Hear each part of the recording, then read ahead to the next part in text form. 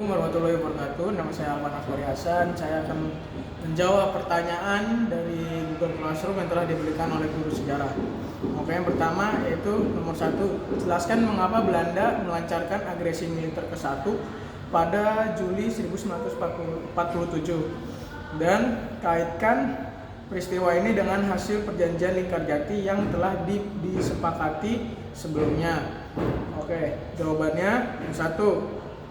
Belanda melancarkan agresi militer pada tanggal 29 Juni karena tidak puas dengan hasil perjanjian Lingkarjati yang mengaku Indonesia hanya secara de facto dan ingin menguasai wilayah yang lebih luas untuk sumber daya alam serta memaksakan kehendaknya untuk membentuk negeri serikat dan dengan tafsiran mereka sendiri.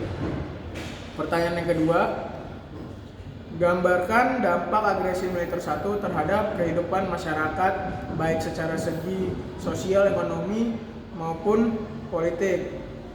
Jawabannya, dampak agresi militer 1 bagi masyarakat dari dampak sosial yaitu banyaknya memakan korban jiwa. Terus dari dampak ekonomi yaitu kerusakan infrastruktur dan pusat ekonomi, krisis pangan dan inflasi yang tinggi. Terus yang ketiga adalah pelemahan wilayah Republik, yaitu dari secara politik wilayah kekuasaan Republik Indonesia menyusut menjadi wilayah yang lebih kecil di Jawa dan Sumatera setelah agresi ini.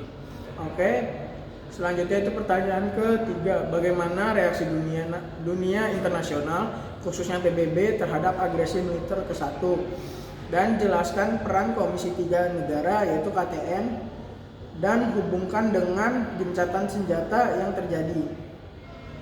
Jawabannya, setelah agresi militer 1 dimulai, Dewan Keamanan PBB menganggap masalah ini sangat penting dan membentuk Komisi 3 Negara yaitu KTN untuk membantu Indonesia dan Belanda menyelesaikan konfliknya. KTN dibentuk pada tanggal 27 Agustus 1947 sebagai Komisi Jasa Baik untuk Indonesia, bertujuan menghentikan agresi dan memfasilitasi perundingan damai yang akhirnya mengarah pada gencatan senjata melalui revolusi Dewan Keamanan PBB dan perjanjian Renville. Selanjutnya ada pertanyaan keempat, yaitu jelaskan mengapa Belanda menyebut agresi militer kedua sebagai aksi polisionil. Paparkan perbedaan antara sebutan tersebut dengan kenyataan yang terjadi di lapangan.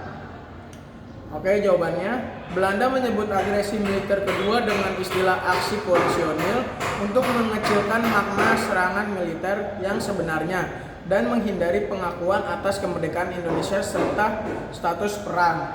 Perbedaannya dengan kenyataannya adalah bahwa aksi polisionil menyiratkan tindakan penegakan hukum oleh polisi, sedangkan agresi militer kedua adalah serangan militer yang besar-besaran yang ditunjukkan untuk menguasai ibu kota Yogyakarta, melumpuhkan pemerintah Republik Indonesia dan bukan sekedar penegak hukum, melainkan tindak perang yang mengakibatkan banyak korban.